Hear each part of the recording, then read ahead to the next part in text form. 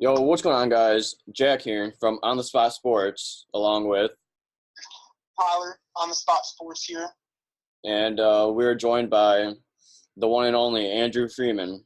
He's also been on the podcast earlier for an NFL episode, and we're actually doing an NFL Part 2 episode right now.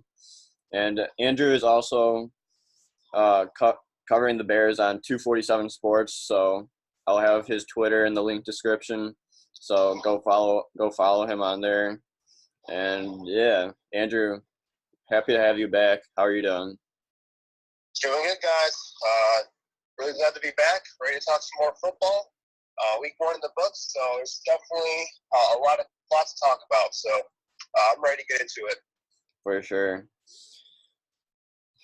So, like Andrew said, we're going to be doing an NFL Part 2. So we'll be going through and we know this is old news, but Andrew Luck retiring, the Antonio Brown, all that craziness that's going on, a recap of Week 1, and we'll give a preview of Week 2.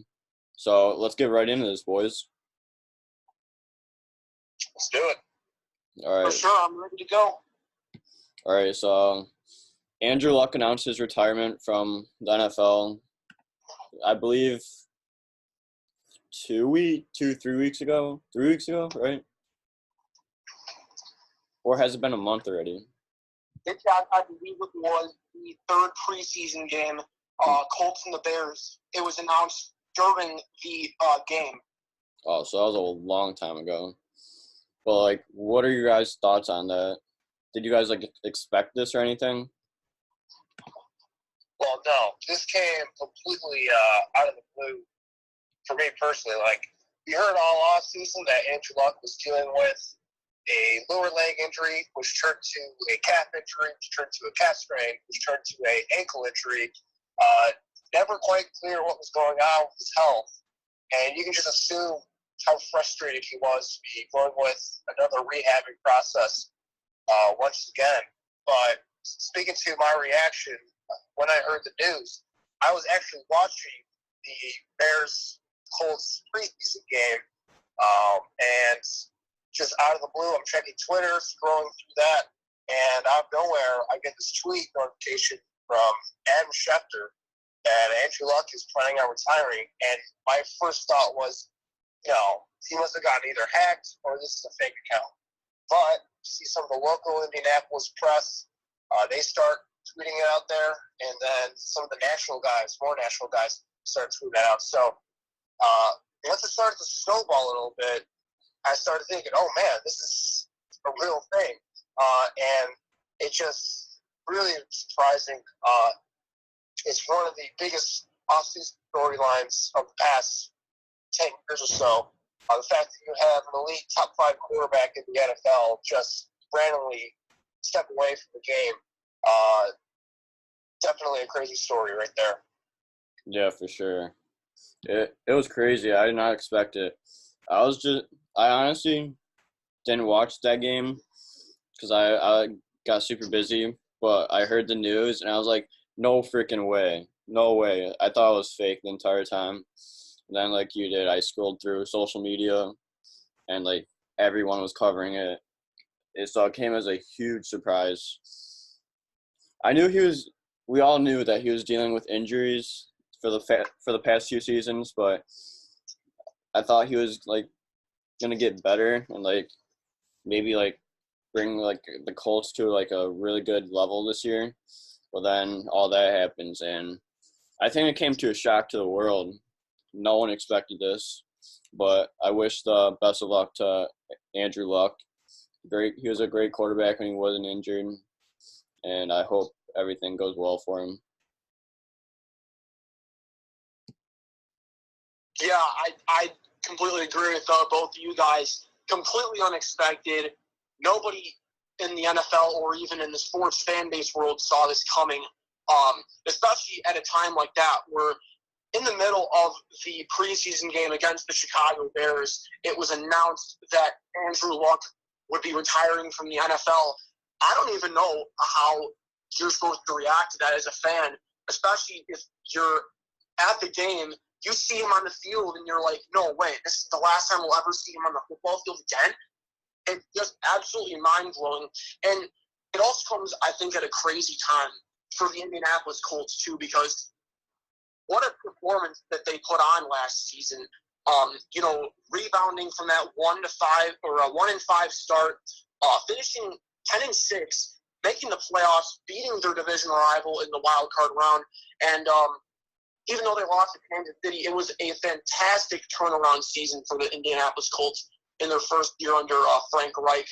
I think everybody in the NFL had their heads turned about Indianapolis after that season. I mean, it was the first time we saw Andrew Luck fully healthy for a season in a while, and what he was able to do with the team around him was absolutely magnificent. Like I said, completely turned this team around.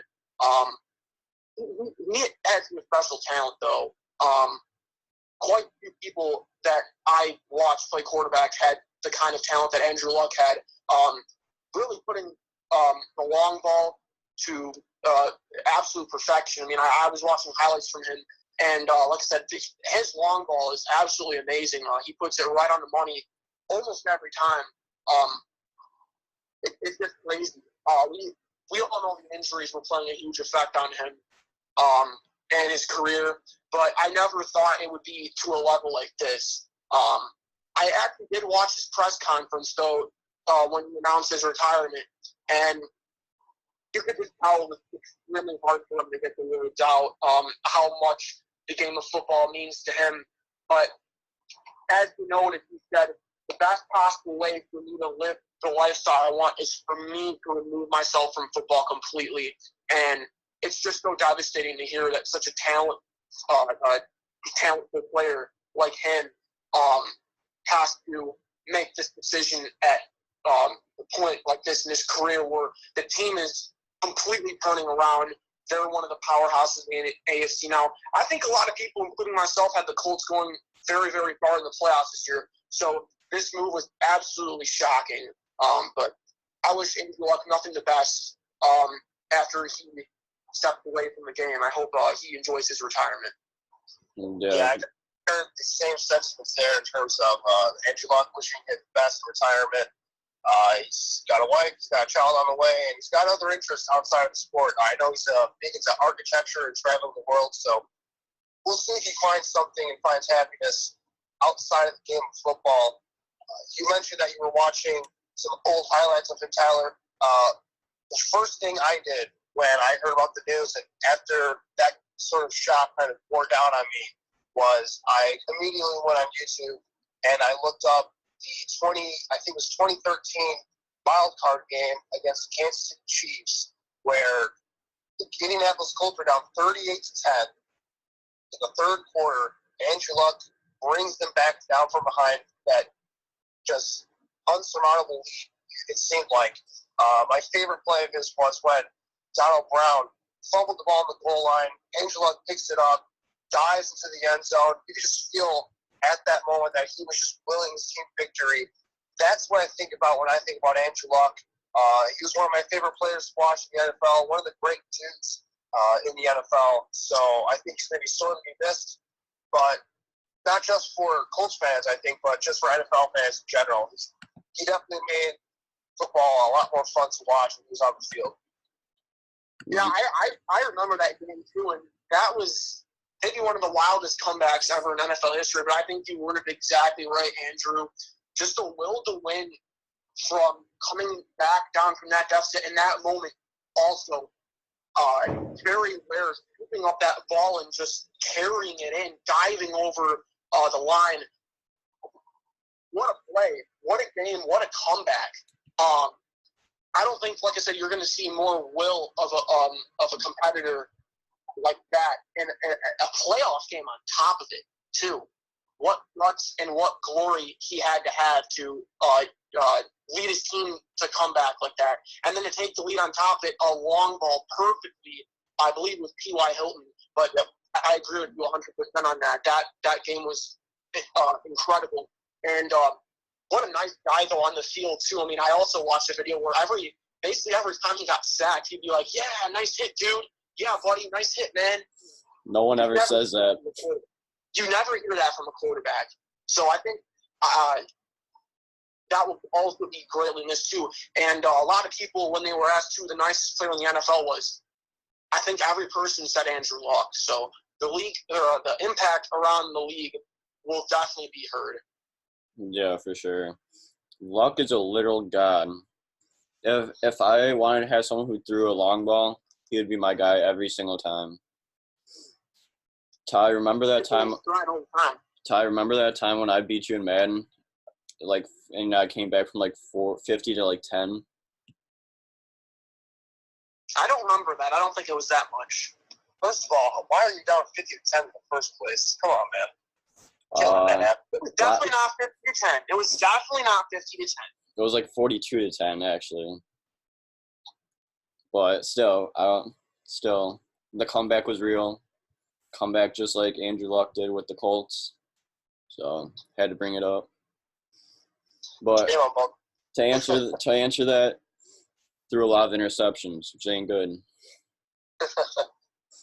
That's usually how it goes in Madden. It's either it's an arcade touchdown type of game, or you're throwing picks left and right. So yeah, that is true. I can see that happening there. Yeah, going back to Andrew Luck and how nice he was, I could believe it. I heard the mic'd up and he's like, "Nice hit, dude." That just shows character, and even though he could be in tight games, he just praises everyone. What a guy. Yeah, he said early in his career during preseason games, he would purposely try and get hit just to kind of knock the rust off and get into a rhythm. That's just the way he thought. Just a pure football player in every sense of the word. Really? So, Andrew Luck, what a guy. What a guy. Devastating, though, for the Colts, though. I mean, if they're looking at it from a competitive standpoint, you obviously have to be a little disappointed with his decision. You can't be mad at him. I respect his decision to retire, in the atmosphere of this Colts organization where it's at now. But from a competitive standpoint, you got to see that they have taken a step back in a lot of people's predictions. I think, they could definitely be competitive with Jacoby Brissett. I don't think he's a bad quarterback by any means, but he's definitely not the quarterback that Andrew Luck once was. So his impact on their team will greatly be missed. Well, yeah, they're obviously not a Super Bowl contender, at least this season anymore, which is unfortunate because they have, in terms of the supporting pieces around a franchise quarterback like Andrew Luck, they had everything set up there. So it's very unfortunate that has occurred for them. But like you mentioned, Jacoby Brissett, I think, is more than up to the task and more than capable of leading this team. And they're going to be competitive this season. They'll definitely be in the hunt for a playoff spot all season long. And we saw in week 1 against the Chargers, Brissett is very efficient with the football, and he looks comfortable in Frank Reich's offensive system. So I think with the talent that they have on defense and some of the other guys on offense, like T.Y. Hilton, Eric Ebron's still there, they should be fine, I think, until they either Jacoby Brissett takes that next step and proves himself to be a franchise quarterback, or they find the next young guy in the draft, because they do have a lot of draft picks, and they can kind of maneuver themselves around to hopefully find another young franchise quarterback to build their team around. Yeah, exactly. It's disappointing, but it's good. It's for the health. It's good for the health of Luck. So I respect his decision, and I see the Colts as a playoff team this year, even though Luck's gone. But obviously, I don't think they're gonna go to the Super Bowl this year. But I think they'll sneak in a playoff spot. But the only downside is that Brissett lacks that NFL experience that Luck had. But I think Brissett will bring his A game every single game because he has to now, and I think he'll get that experience under his belt, and then he'll start to really, really do good. So another piece of news is the Antonio Brown situation. Tyler, you want to go off that? I don't even know what to say.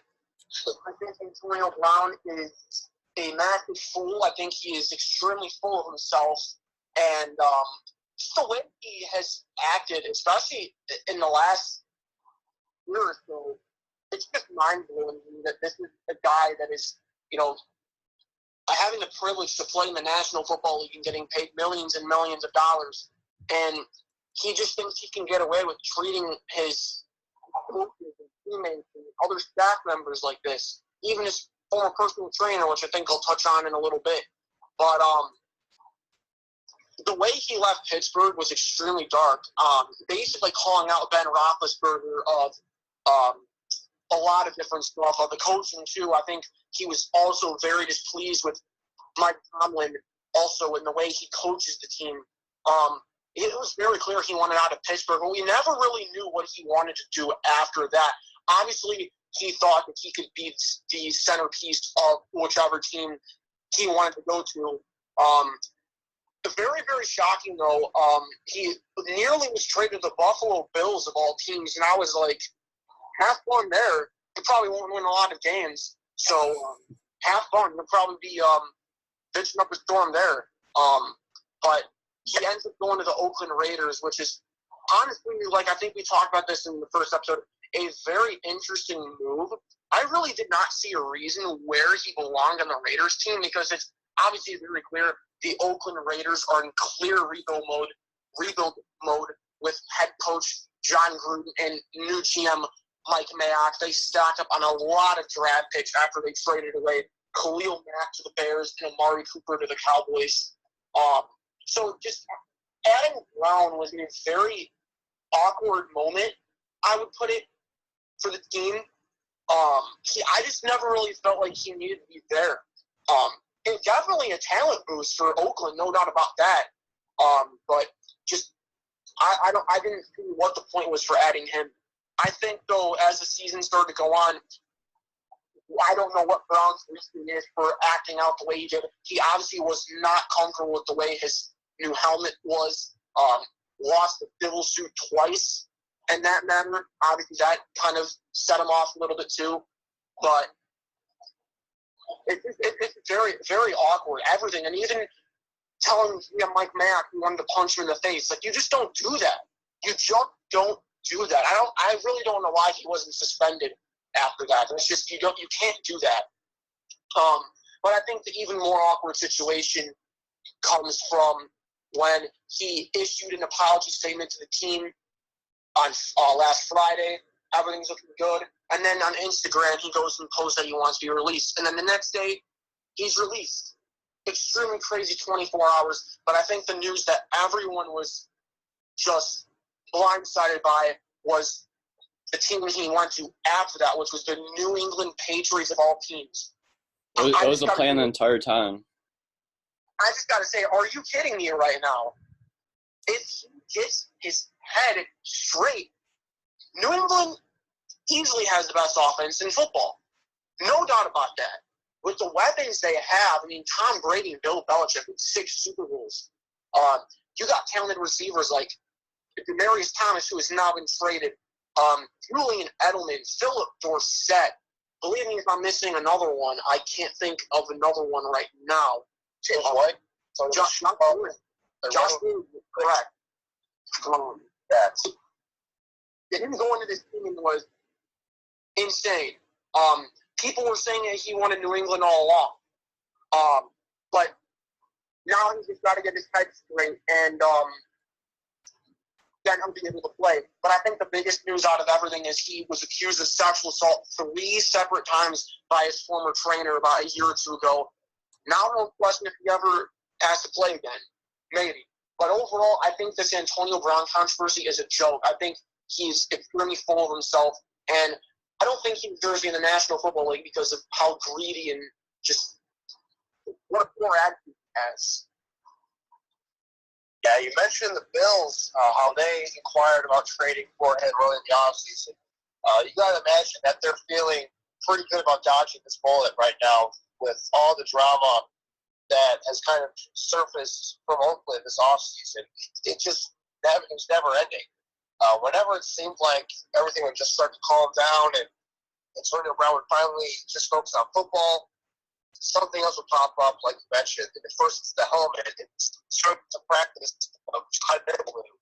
We're crying out loud. It's calling out Smith-Schuster on Instagram. It's a really classic move using an old DM from Juju Smith-Schuster where he basically, while he was in college, asked Antonio Brown for any advice and tips on his game. Antonio Brown releases that private message on social media, basically just to insult Juju. Just made no sense to me. It was very classless.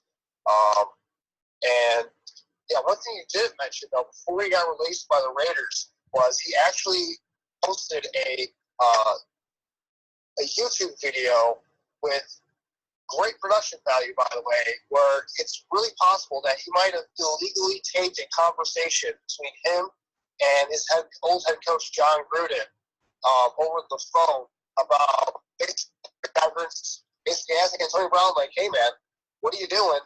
This is ridiculous. Just focus on football."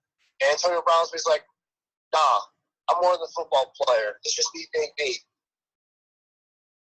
It's just a clown show. And we'll see what happens with this civil case in terms of the sexual assault. Again, we don't know all the details there, but it's a terrible look, especially with everything else that has happened this offseason. Like you mentioned, Tyler, I'm really not a fan of Antonio Brown as a person off the field. I think he's done himself no favors with all the antics, and now with this legal matter, it's just really tough. And the Patriots, they are willing to take chances on character issues, players with character problems, but we'll deal with that the NFL will eventually put Antonio Brown on the commissioner's exempt list, which means he'll get paid, but he can't play. That hasn't been confirmed yet, and he might play this Sunday, but we'll see what happens there. This is a very serious matter, and again, we'll see how it turns out. Just a lot of crazy stuff with Antonio Brown. A lot of stuff that I did not expect to happen, that's for sure. Yeah, for sure. Like you guys, I agree that I don't like him as a player, as a person, especially because of all this that has happened. I didn't really like him at all. Like, first of all, but like after all this came out, I was like, nah, I don't. This is not right for an NFL player. You should be thankful and like glad that you're playing the NFL and like treat everyone with respect. And then you got like the helmet situation. The helmet is protecting your head from getting a concussion. Just put on the helmet and play. It's protecting you for a reason. I don't care if the old helmet feels more comfortable. It's protecting you, and it probably has better technology than the last helmet. Well, it's ironic because Antonio Brown, he didn't really start any of his antics until, if you remember, in 2015, that playoff game against the Cincinnati Bengals where Pittsburgh Steelers are driving late in the game, and then Vontaze Burfict hits Antonio Brown in the head, gives him a concussion in that game, knocks him out of the ball game. And ever since then, that's when we started to see all the issues on social media and all the antics. Really, that's where you kind of date back to those starting to start when that occurred. So I wonder, this is just me speculating, but I wonder if he's already got a case of early onset CTE symptoms already coming up, and that's why we're seeing all the up and down behavior, and the mood swings, and all of this crazy stuff where he just can't control himself. I have a serious concern that might be partially involved in this. So I don't know. It's really a surreal situation. And this entire saga has just been a mess, I think, for the Raiders, for Antonio Brown, and the NFL as a whole, because it's just never ending. So we'll see how it all turns out.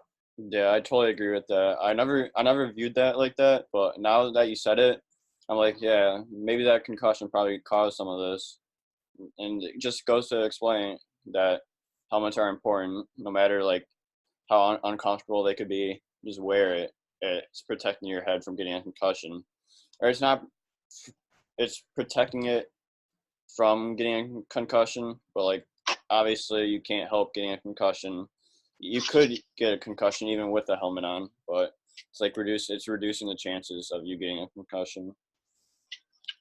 And then Antonio Brown goes to the Patriots, the best offense in the whole NFL right now. Just got better with Antonio Brown if he plays. But even if he doesn't play, Patriots still got the best offense in the league right now. So I don't know. What? I still think the Chiefs might have number one offense. If we see Sammy Watkins out there week 1, oh my goodness. How about the Baltimore Ravens? Yeah, Lamar Jackson, he had 5 touchdowns in week 1. Hollywood Brown, though, went off, too. I mean, we never seen that. You know, like Lamar Jackson said, not bad for a running back. No, not bad at all. But, like, I don't know what's going to happen with, like, the sexual assault cases that's been put on AB. But I think he's expected to play Sunday, right? Well, so far. Well, I'm not sure what that indicates. I would assume that if he's not suspended and will put up the exempt list, that Patriots will plan on playing him. I think we're not going to find out, honestly, until this weekend. So, yeah. We'll have to wait and see.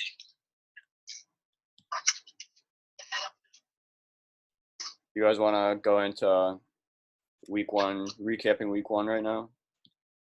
Most definitely. There's a lot of exciting games this weekend. Where would you guys want to start? Would you want to start with the Thursday game? That was a interesting one, to say the least. Yeah, let's start with the Thursday game. Bears versus Bears versus Packers. Yeah, how about that? That was a rough game to watch. I know me. Obviously, I've been covering the Bears over the past few weeks, and I'm a Bears fan, so this was a personal one for me. I know you guys are Bears fans as well, but this was a rough game. I'd like to hear you guys' thoughts first before I kind of dive into what I saw. Yeah, I'll speak from here. I really don't know what to say. Everything that we thought we anticipated for this season, the offense was really the thing that most people were questioning in the development of quarterback Mitchell Trubisky. I think is what most people thought would put the Bears over the top this season if that would improve. We all know the defense is amazing, probably one of the best in the NFL. But yeah, so the real question was, would the offense click on all cylinders this season? That would definitely put them over the top. And individual play from Mitchell Trubisky, but that was definitely not the case on Thursday night. I think the offense struggled a lot. You know what? I'm not gonna deny that the Packers played good defense. I thought they did. I mean, they obviously held them to 3 points. You know, I'm not trying to be all one-sided Bears fan here. Credit to Green Bay holding the 3 points. But as a Chicago fan, I will say this. I thought the biggest question mark from that game was play calling. I was so dumbfounded by a lot of the calls that Nagy had up his sleeve for especially, like, let's say 3rd and 1. I don't know. I think it was second quarter or something. You would think with the big hole Green Bay was leaving up the middle that Trubisky would just sneak up right there, right? No, he has Trubisky going shotgun. They do like a little rollout to the left. Trubisky is searching all over for a receiver. He can't find one. By the time he tries scrambling, Green Bay gets him down for a sack. And then another time they go for it on 4th and 10 from about the 40, 30-yard line or something like that. They have an opportunity to put more points on the board, and they go for it, and Trubisky is sacked once again. Extremely questionable play calling. I just feel like they were trying to get way too fancy with a lot of their plays. They weren't really sticking to one or the other. I feel like they were trying to get way too unique and really throw the Packers off guard, and the Packers just weren't having it. I thought they should just stick with straight-up runs, go up the middle, go to the outside. Don't try to do this, roll-out, fake handoff. There was way too much of that. And I think what really threw it over the top was that pick in the end zone late. Threw it into double coverage in the end zone. Adrian Amos, the former Bear, ended up picking that off. That mostly sealed the deal for Green Bay. If you're a Chicago Bears fan like we are, I think we could all agree that the offense was the biggest question mark. Only 3 points. Kickers only scored in this game. We didn't really see a whole lot of that last year, but that was the only time that the Bears scored. So I think that we could take a lot from that game, and the offense is a lot to work and improve on. Overall, I think Nagy's got to call a better game than that. I think there were a lot of question marks from that. Defense, I think, did everything they could. They only held them to 10 points. I don't think you could ask any more from that. Yeah, 100% agree with everything you said. The defense was great, solid all around. They sacked Rodgers 6 times, I believe. So Yeah. There's nothing you can't ask for more than that. And then the biggest question mark was the offense, obviously, and the play calling. The play calling was not great. It wasn't good at all. I expected more from Nagy, but hopefully he gets all this together and he helps play calling, and the Bears put up more points than 3. And a kicker did score. The only point for the Bears. That's something that's very rare, especially last year. But at least we have a good kicker for now. But about that, it's pretty clear that Nagy, like you already mentioned that 4th and 10, Tyler, Nagy, I think it was going to be a 50-yard field goal. And the fact that Nagy had more confidence in his struggling offense, where his quarterback's struggling to make the reads, he'd rather put his offense out there in a 4th and 10 situation instead of having his kicker go out there and make a 50-yard kick, which is very makeable, especially with Eddie Pinheiro's leg strength. Definitely says a lot to their lack of trust, their lack of faith in Pinheiro at this point in the season. So, again, you guys mentioned Nagy's play calling, and that was a huge issue. Just put things into perspective here. Cornell Patterson, who was brought in to kickoff return specialist and gadget player specialist, had more reps and more targets at wide receiver than Anthony Miller, Bears' second best wide receiver. David Montgomery, the running back that the Bears traded up for, and guy that I think is clearly by far the best running back on the roster. He only had 7 touches in this game. Tariq Cohen had 0 carries in this game. All of his touches came as a wide receiver. Just kind of thinking through all the other personnel mistakes that is going on here. They're just way too many to talk about. The offensive line was bad. They couldn't pick up any of the stunts and blitzes that defensive coordinator of the Green Bay Packers, Mike Pettin, was sending at them. First of all, I got to say shout out to Mike Pettin for putting together a great game plan. He did a great job of playing Nagy's tendencies and shutting down all of his trick plays. So very nice job for him. But I think the elephant in the room that we haven't really talked about yet is the play of Mitchell Trubisky. And I am a huge fan of Mitch, and I think he's going to turn around. But I think after going over and watching the game a couple more times and watching some of the film, this was a rough game for the young quarterback here. And I had a lot of high expectations for him going into year 3. I thought he was going to make that next jump in the second year of Nagy's offense. And as of right now, it's only one week. You don't want to overreact too much. Maybe it's a little bit of rust. Maybe it's just not getting the reps in the preseason. Maybe it's just the fact that a lot of these teams are figuring themselves out and they really push on the season. But he was very slow processing, going through his reads. He wasn't going through his progression. He was locking out to his first wide receiver pretty much every single play. And he just wasn't making great decisions all game long. And that certainly didn't help him out. One of the biggest problems, I think, for Nagy's play calling for me was the Bears only ran the ball 12 times in this game. Just think about that for a second. Only 12 carries. In a one-possession game, your quarterback is struggling, your defense is playing excellent, and you end the game throwing the ball 33 straight times. That's just inexcusable right there for Matt Nagy. And we'll see if they can turn it around because, like I said, it's week 1. Don't want to overreact too much. but that was an ugly showing from Bears offense. Defense looks amazing. I have no complaints there. I think they might be even better than last year's team, at least the way they were looking right now, but offense has to get it together for the Bears. They're going to kind of turn this thing around and make a run at the playoffs and potentially maybe even go after a Super Bowl championship. Yeah, I gotta give the Packers credit too. Like they only kept the Bears to 3 points, so they played solid all around. But like the Bears did lose week 1 last year and came back firing ever since. So hopefully they put everything together and get everything going. Yeah, it's important to keep things into perspective right now.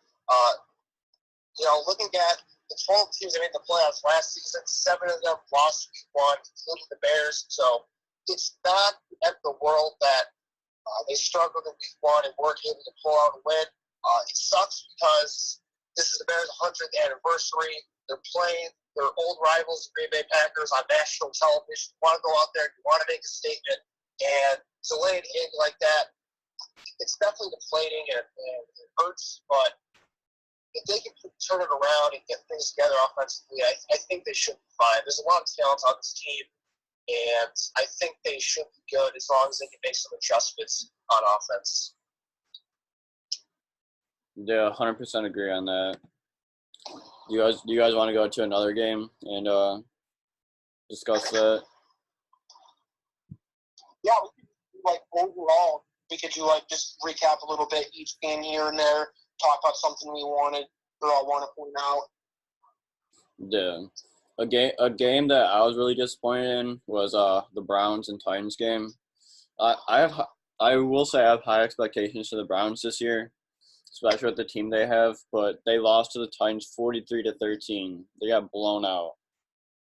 That I was not expecting, and the Browns did not play that great overall, obviously, but hopefully Baker Mayfield can put things together and help carry the Browns to a week 2 win.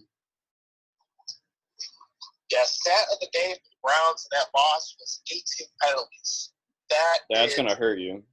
That is a ton of mistakes. You're not going to win too many games with that many mistakes.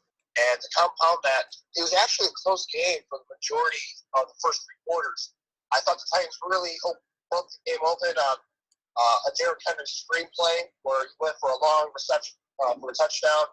And then Baker Mayfield was just brutal in the fourth quarter. 3 interceptions. That kind of just buried the Browns in that one. So, tough loss for them. I know you even talked about them in the last episode I was on here, how there's a lot of hype surrounding this team, this offense. Definitely a disappointing start for them in week 1. Yeah, I'll go next. One game that I kind of want to talk about here. Cowboys beating out the Giants 35-17 in Arlington. Listen, I know it was the New York Giants. The Giants don't have a lot going on for them right now other than superstar running back Saquon Barkley. I think Saquon is an amazing player, amazing athlete.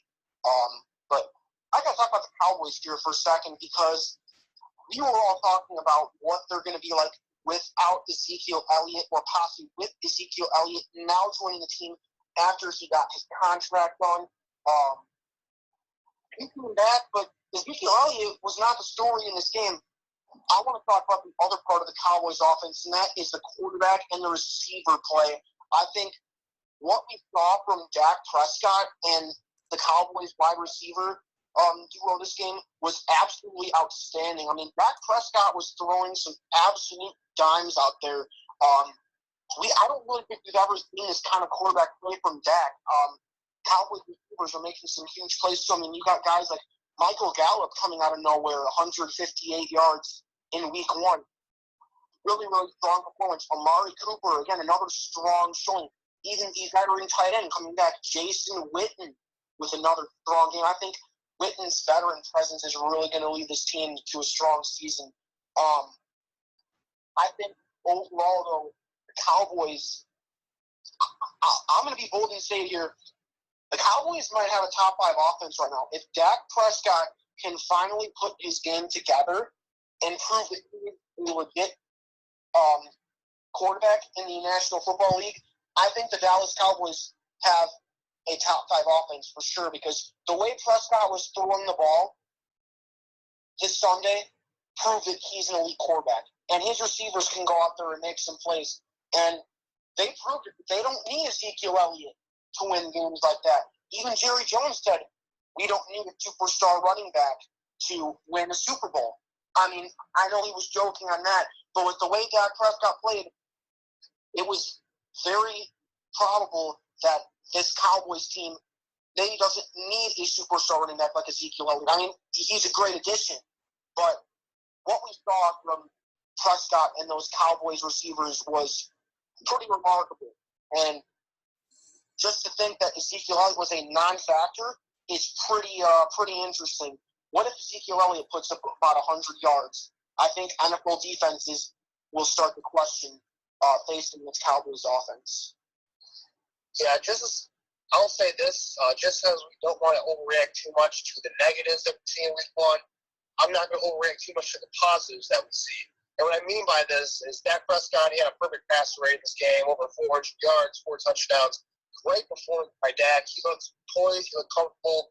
They have a new play caller in Kellen Moore as their offensive coordinator, and he did a lot of great things, I think, to help out Dak Prescott in terms of emphasizing play action, giving him a lot of safe, manageable, conservative throws. And he did make a couple of nice plays down the sideline, throw those deep lobs to Michael Gallup and Amari Cooper. Great game for Prescott. I'm not going to go as far as to say that he's an elite quarterback right now. I want to see that consistently because, I've seen him struggle in the past, and we'll see if he can play like that consistently. But definitely encouraging for the Cowboys for their offense to go out there and light it up like that. Very exciting to see. Like you mentioned, they're playing the Giants, so they don't have a lot going for them. So I don't know, just the fact that they're going up against a lesser team, and that's why we saw them dominate as much as they did.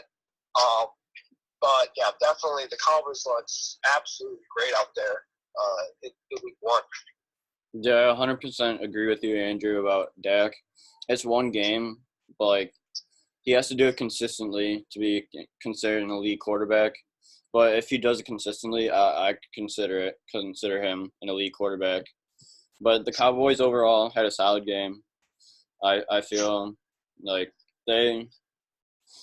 even though they did play the Giants, I think they're gonna be one of the top teams in the NFL or in the NFL this year. As of right now, hopefully they continue to play like this, but we'll just see how it goes. Yeah, it's definitely exciting. They're in a tough division right now with the Eagles there, so those two teams, when they play each other eventually down the road, that's going to be an interesting game. I think both those teams are absolutely loaded, and you can make the case that whoever wins the division between the Eagles and the Cowboys will have inside track to winning the NFC because those are two very well put together teams right now. Yeah, for sure. Going into another game, we have our first tie of the season so far between the Lions and the Cardinals, who tied at 27-27. That was interesting. I was not expecting either of those teams to be tied. I was expecting the Lions to maybe edge out the Cardinals by maybe a field goal or something, but they tied. Yeah, I loved watching this game this weekend. I remember I was hearing that the Lions were blowing out the Cardinals actually the first 3 quarters. They were up 24-9, I believe, going into the fourth quarter. Kyler Murray, his first start as a pro, he was not looking good whatsoever. In the first 3 quarters of the game, he had a really bad pick when they were kind of pinned inside their own goal line area there. But the fact that the Cardinals were able to come back like that kind of shows some toughness in their first game with the new head coach and the new young quarterback. Definitely speaks a lot to this team that they were able to show that fight and come back because the Lions really looked on a whole other level than the Cardinals for the majority of this game. Like, the Lions had no business having this get close to a tie, let alone the Cardinals were actually on the track to actually win this game at some point in time. That was a bad collapse for the Lions. I remember when I turned the game on, the Lions, they had, I think it was a 3rd and 5. They had a chance to run the clock out. Only they had to just get a first down. And they get the play. It works out for them. Matthew Stafford completes the ball for a first down. But Matt Patricia, their head coach, calls a timeout right before the play. So it negates that outcome. And then they come back. Matthew Stafford goes an incomplete pass. The Cardinals, they block the soon punts. And, of course, they go down there and they tie the game with a touchdown, 2-point conversion. Just an absolute collapse for the Lions. Inexcusable, you think. You know, you're dominating a young team on the road that isn't particularly talented early in the season, and then for them to just lay an egg in the fourth quarter and get complacent like that, it was definitely a fun game to watch because we saw a young quarterback, Kyler Murray, really show drastic improvement as the game went on, which is definitely exciting. Yeah, I'm interested in seeing how Kyler Murray is going to do for the rest of the season. Like, he was impressive. Like, the second half of the game, he was really impressive. So I'm curious to see if he'll like continue like being consistent with that, or if this is just one of those games where it's just like you're on fire with everything, and then the next game you fall apart. He made some money throws in that fourth quarter. He did. He had that one long ball to Larry Fitzgerald, I believe. It was either late in the fourth quarter or in overtime, where it was just beautiful to watch. He made some dimes out there. Really fun to watch. We'll see how this offense does. This kind of a new weird offense that Cliff Kingsbury is installing in the NFL. So we'll see how it works out. They definitely saw the good and the bad from them, though, in week one. So it's all about consistency. Yeah. I agree with you on that. I can't believe the Cardinals came back. I mean, it was 24-9 with about 6 minutes left. And Kyler Murray making some huge throws, like you guys were both talking about. That one in the end zone, I think, was Larry Fitzgerald, putting the team on his back, basically, and leading them back. Very unexpected from a rookie in his debut. Andrew, I like how you touched base on that. This new offense, Cliff Kingsbury coming in as head coach this year, bringing this air raid offense to the NFL. I'm not 100% sure what this is going to be like in the National Football League. I know this is a deadly form of offense in college football, especially the Big 12, particularly where he coached at Texas Tech. We all knew Kingsbury liked Kyler Murray from when he was at Oklahoma, especially when the two played and the two had a little brief chat after that game. But I'm very interested to see how this is going to work in the NFL. Like you said, the defenses are a lot more tough.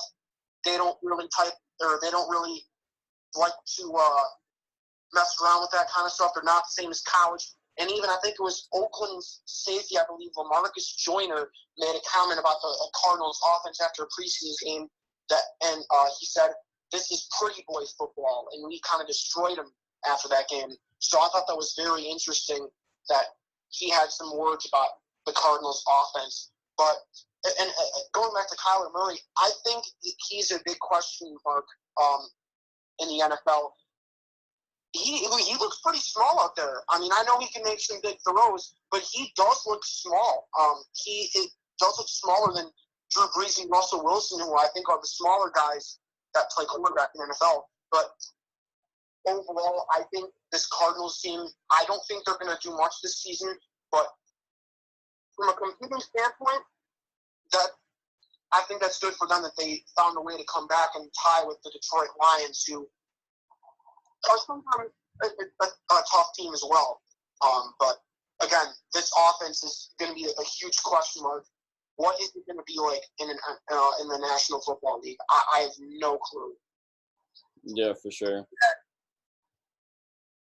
Yeah, I think it's fair to say Kyler Murray, he looks like a small child out there amongst the big boys. So we'll see how he holds up. I was impressed how he was able to come back mentally, though, from struggling for the majority of the game. So we'll see. The NFL is a big transition from college. I know he only had one season as a starter, so definitely a step in the right direction. This movement is more about his development more than anything for the Cardinals, and not necessarily wins and losses, in my opinion.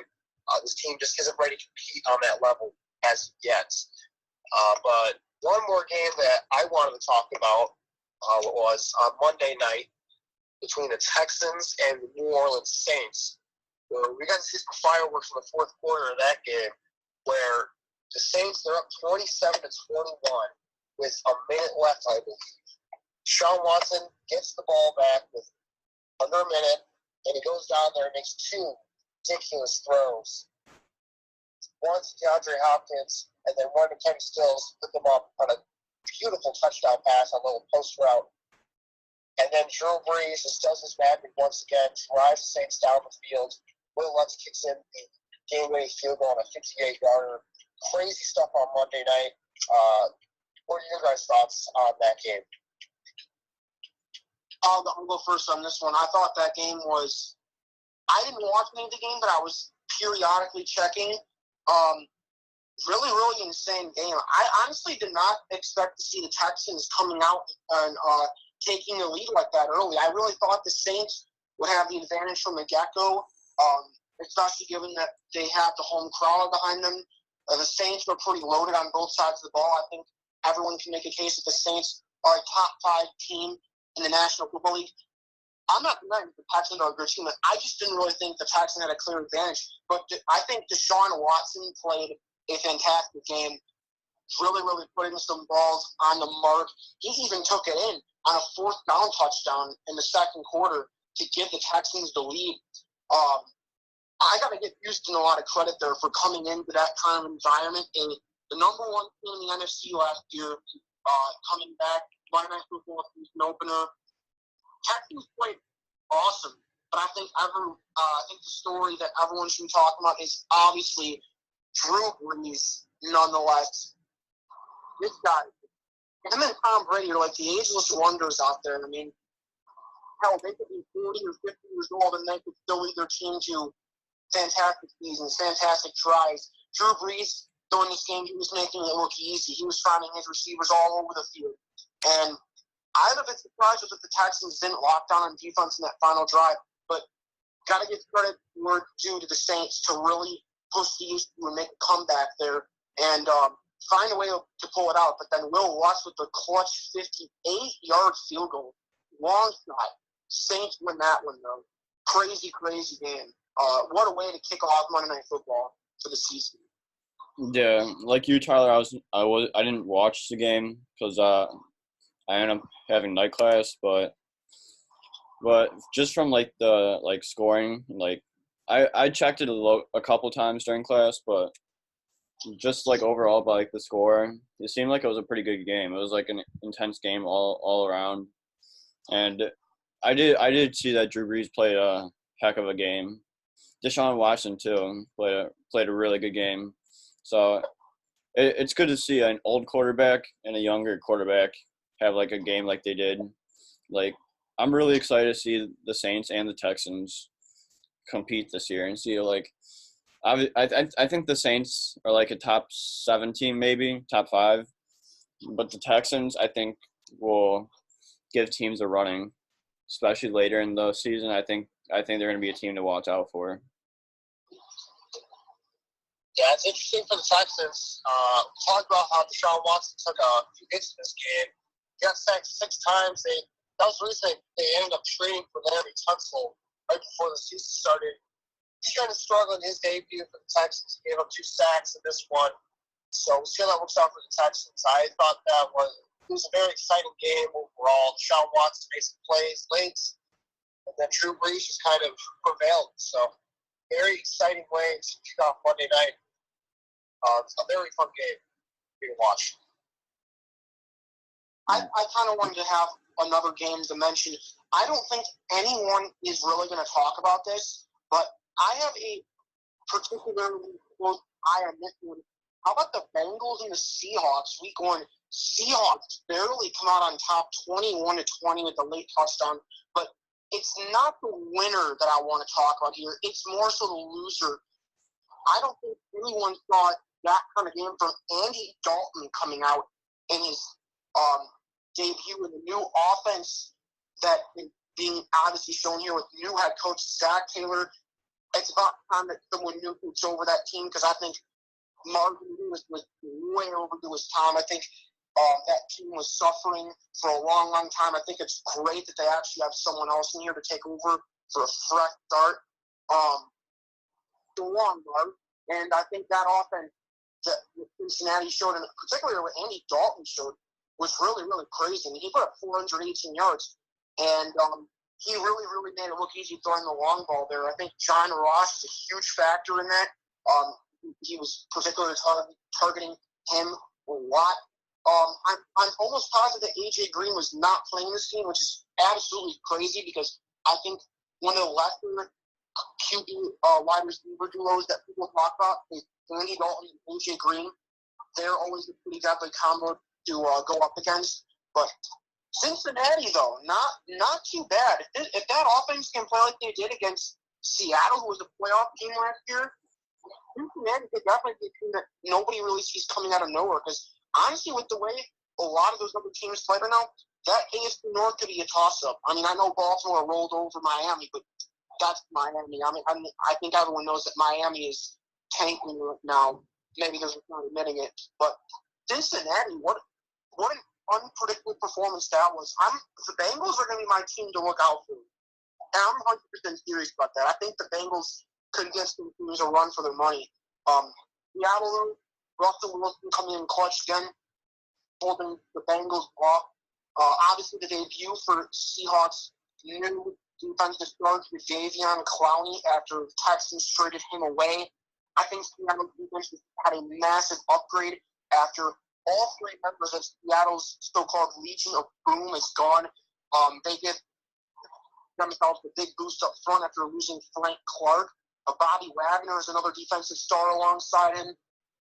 Seattle's defense got a little bit tougher, but will it be enough to get out of that NFC West? They got the Rams and maybe the 49ers to compete with. But overall, I think that's a game that not a lot of people talk about. But I got my eye on the Bengals after that impressive performance from Andy Dalton and the head coach debut of Zach Taylor this one. Yeah, I thought the Seahawks would be the clear-cut winner. Like, the Seahawks shouldn't blow the Bengals out, but obviously Andy Dalton and the Bengals had a really good game. Brought it within 21-20. So that was just interesting to see. And I agree that the Bengals might be another team to watch out for. But I'm still gonna go with my Cardinals. I'm gonna go with the Cardinals for my top team to watch out for. But the Bengals will make a run for it though.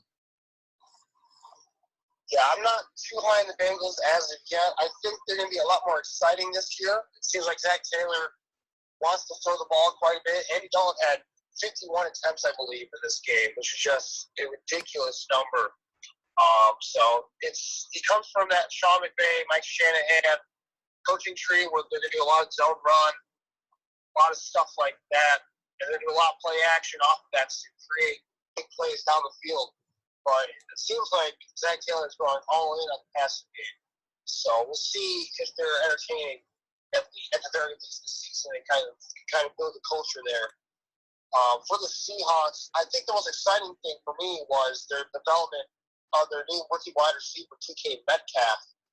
Russell Wilson got him involved quite a bit early in the game, gave him quite a few throws, a few chances to make some big plays there. And he looked pretty good out there. He's showing that he's got the speed, he's got the size, he's made contested catches. That's definitely something to monitor because Russell Wilson will need somebody to step up because of Doug Baldwin retiring this past offseason. And just because they need someone to step up. But how about Russell Wilson late in the fourth quarter going to Tyler Lockett, who's old reliable on a deep shot down the field, a 44-yard touchdown for the win. That's classic Russell Wilson's classic Seattle football right there. That's what you can expect to see all season from that team, I think, in the Pacific Northwest. A great point to that one, Andrew. I'm actually glad you caught that up because I actually missed that one about DK Metcalf. I think you're exactly right. I think that's a big replacement right there for Doug Baldwin. Obviously, a sad story there, having to end his career early with that neck injury. But I think you're exactly right. I think grabbing DK Metcalf was a clear sign of trying to replace Doug Baldwin, obviously one of Russell Wilson's favorite targets over the past couple of years. Now Tyler Lockett, I believe, remains as the number one receiver out there in Seattle. Now Metcalf, with his crazy size for a receiver, I think he could definitely be one to break out because I don't know if you guys have seen some of his statistics, but I would not want to see that man on the other side of the field if I'm playing cornerback or safety because that looks scary. But going back to what you were saying, I think that's a great point. Metcalf certainly was involved in that game. Russell Wilson really trying to get him some reps. And I'm looking forward to seeing what he's going to do with these rookie receivers because he also has another rookie receiver. I believe they drafted Gary Jennings out of West Virginia. You know, West Virginia was pretty pass-heavy last year with Will Greer and David Joe as a quarterback receiver. Gary Jennings out there as well. I want to see what Seattle holds with this rookie receiver deal because Jermaine Kearse left a couple years ago, so they have to fill his spot too. Looks like they've kind of found some replacements for their big receivers. Yeah, for sure. Is there any other games that you guys want to cover, or do you think that's it for week one? Those were the main ones for me. There's obviously, we could go on all day, I think, about what we saw in week one.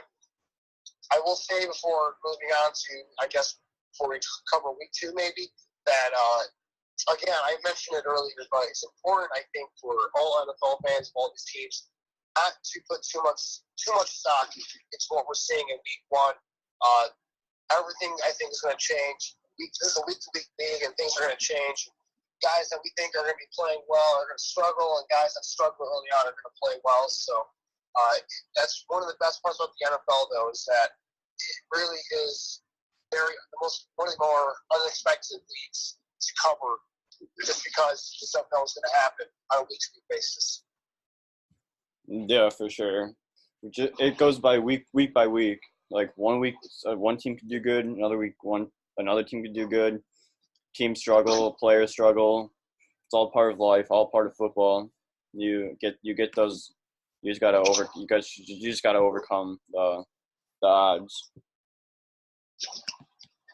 So I think we'll move on to week two. So is there any like big games that you guys are looking to see during week two?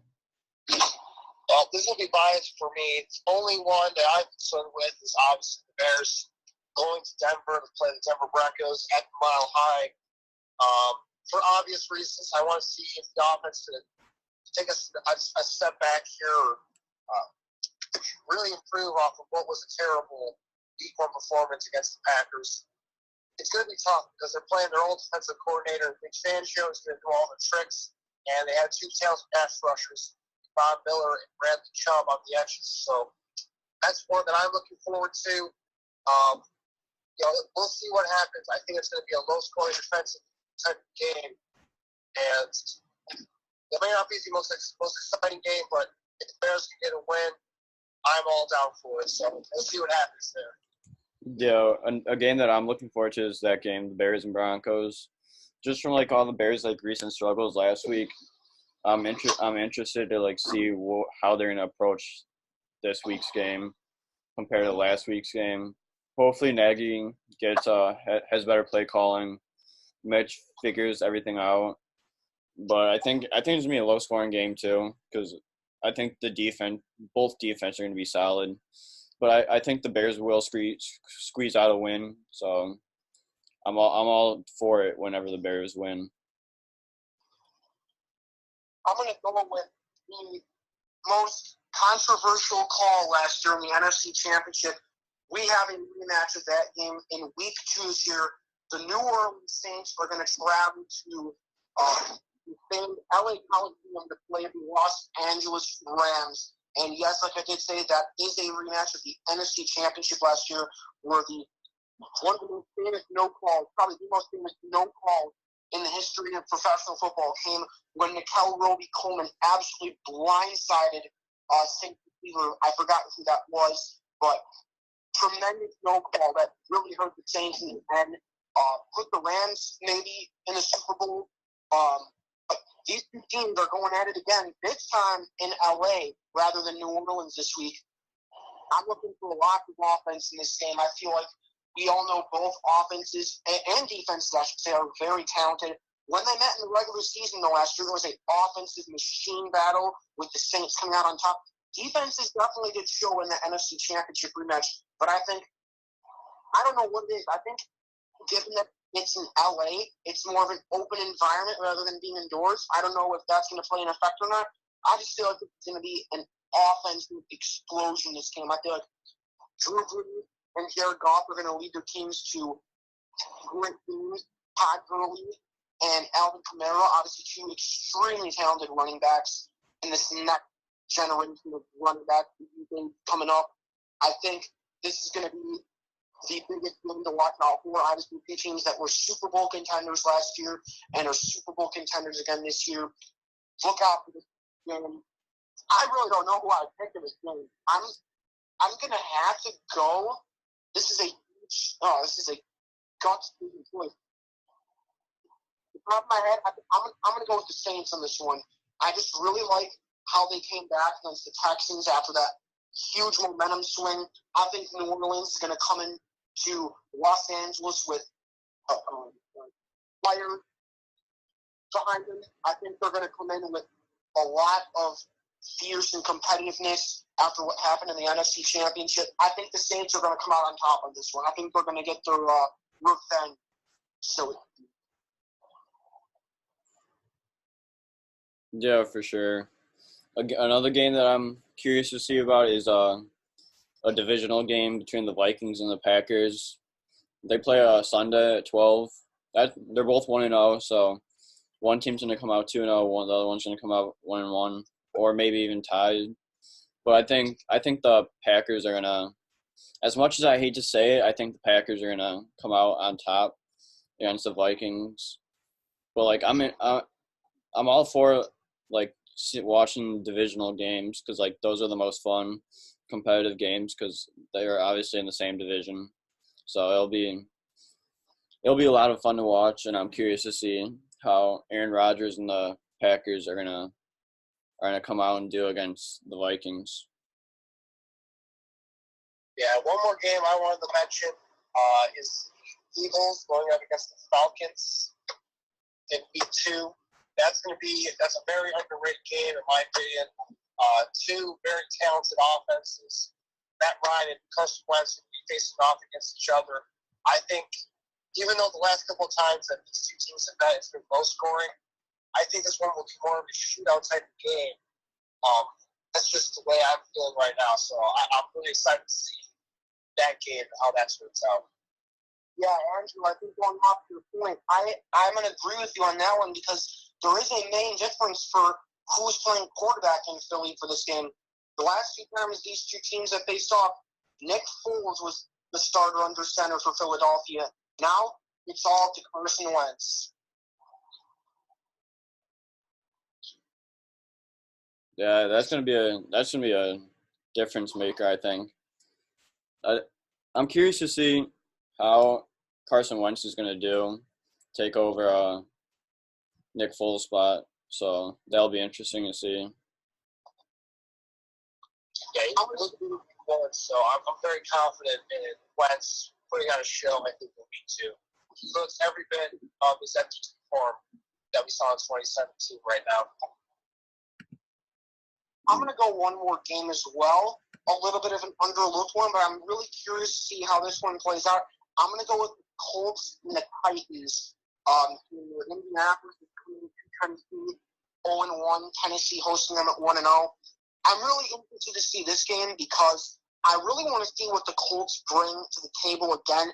They got to go on the road twice now against, well, not two winning teams. The Chargers were obviously a playoff team last year. They came back in that one and played them extremely tough. And then we're going to Tennessee this week with the Titans coming off a red-hot performance after a 30-point win against the Browns in Cleveland last week. The Titans need to watch out for. I mean, if Marcus Mariota can stay healthy and Derrick Henry can continue to put up extremely strong numbers, and they can really spread the offensive side of the ball with the usage of running and passing, I think the Titans can be a team to watch out for.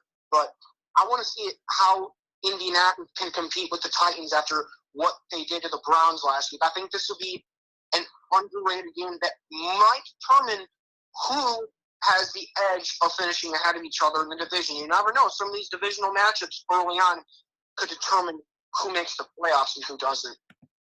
Yeah, I think one thing to watch out in this game is look at the Titans Colts ever since Andrew Luck got drafted.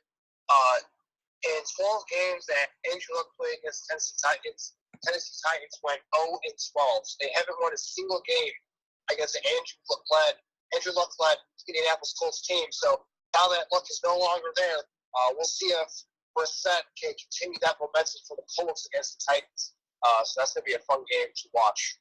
Yeah, I'm curious to see how the Titans are going to do against that stat since Andrew Luck is retired. So that's gonna be a fun game to watch. That's gonna be definitely on my list to watch out for. Now, I'm gonna go one. Also, What? Oh, sorry, Jack. No, you go ahead. I also wanted to say we got a little Thursday night football preview tonight. Buccaneers and Panthers, two teams that took losses in week one. I just need to see who you guys got in this game.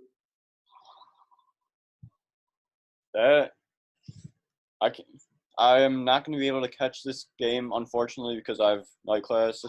But I think the Panthers are gonna beat the Panthers, or I think the Panthers are gonna beat the Bucks. It's gonna be a good game all around, though. I think it's gonna be close, but I think the Panthers will end up getting an edge on the Bucks. Yeah, I agree. I think Panthers take this one tonight, just for the simple fact that Jameis Winston is terrible for the Buccaneers. He's a turnover machine, and I think Panthers win one on the road. Jameis Winston has to figure his game out and everything if he wants to give the Bucks a chance. Yeah, it's a make it or break it year for him. Yeah. Most definitely. I was watching ESPN this morning because it was just on in the background. Like they said, can Jameis Winston save his career? So it's gonna be a wild season for him, I think, because it's obviously make it or break it. So I'm curious to see how he's gonna end up doing at the end of the season, how his career will play out after that. I think what's really gonna end up hurting the Buccaneers, not only for this game but the season, the loss of Gerald McCoy. I think the Buccaneers are in a bad spot right now with talent-wise. I think they're among the few teams that you can say they just don't have nearly the amount of talent as other people do or other teams do.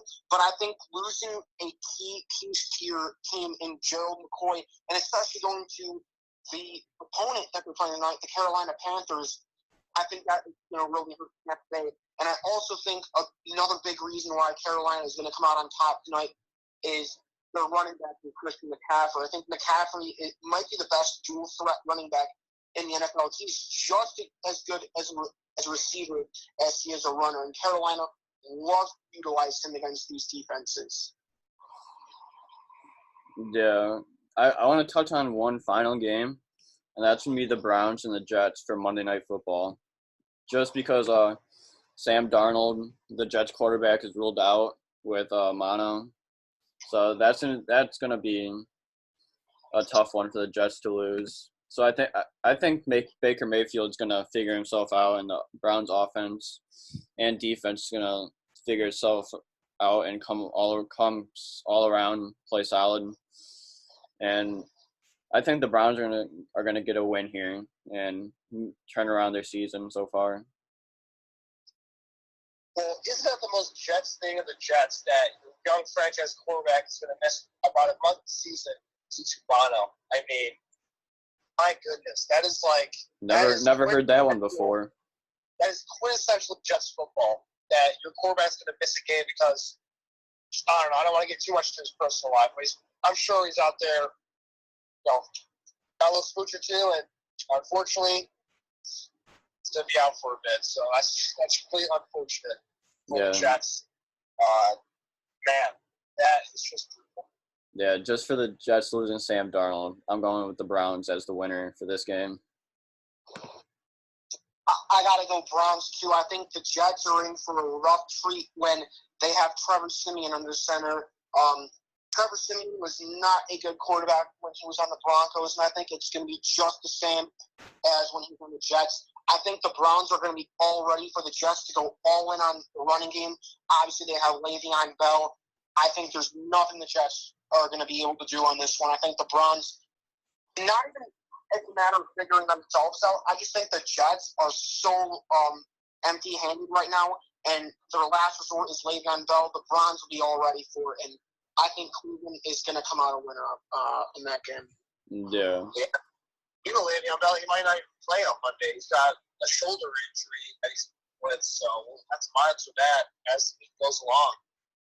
Yeah, one unfortunate series of events for the Jets in the past week. Again, that's just the craziness of the NFL. Things just can turn on you on a dime, just like that. Pretty crazy stuff with the Big Apple. For sure. But, like, for the Browns, I think they're going to figure themselves out this week and, like, be even better for week 3 just because, like, this is, like, probably going to be an easy game for the Browns. I don't want to say, like, easy, but, like, easier than last week, obviously. And they'll have another week to practice and, like, get better and, like, figure out their system. So that's what I meant for when I said that they're going to figure themselves out.